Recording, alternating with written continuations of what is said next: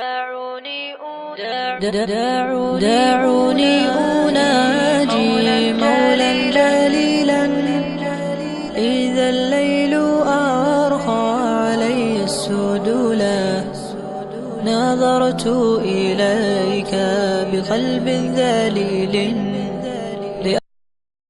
السلام عليكم ورحمة الله تعالى وبركاته. كسود هذا ولا ليال حلقان وهجنا الكينا الذكرين علي وحنا حلقان ما أنت نقول وذاك يا حديث النبي عليه الصلاة والسلام لقولي النبي عليه الصلاة والسلام حولي يا حديث كي واصي بن معبد واصي حولي وحن علي رسولك عليه الصلاة والسلام يا آدي أتقي مركز أيجري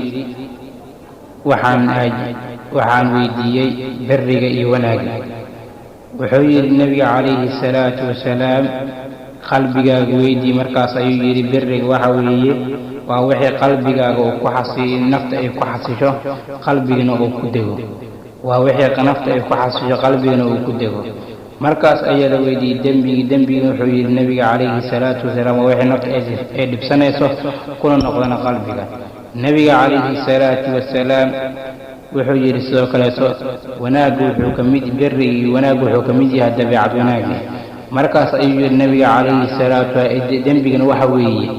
dembigana waxa weeye waa waxay dhibsanaya naftaada aad diidan tahayna ama aad dhibsanaysa inay kugu arkaan dadka adigoo ku dhex sugan. kaas waxa weeye walaalayaal waa dembigana waa sidaasoo nebiga calayhi salaatu wasalaam isku tacriifiyey. walaalayaal markaan waxaan isku boorinaynaa maanta kadib inaan iskiinaan wixii dembi ah wixii samafal ah iyo berigan inaan ku dadaalno. rabbi subxaanahu watacaala wuxuu leeyahay watacaawanuu cala albiri waataqwa walaa tacaawanuu cala alismi walcudwaan. beriga iyo cabsida ilaahay isku kaalmeeya, dembigan iyo cudwaa iyo coleetikana isku kaalmeeyna. anagoo amarkaas ka tusaale qaadanayna walaalayaal waxaan isku rajaynaynaa inaan kuwii ku camal fala oo qaata aan noqono sidaas xadiiska nebiga calayhi salaatu wasalaam oo ah والاسم ما حاك في نفسك وكرهت أن يدل عليه الناس.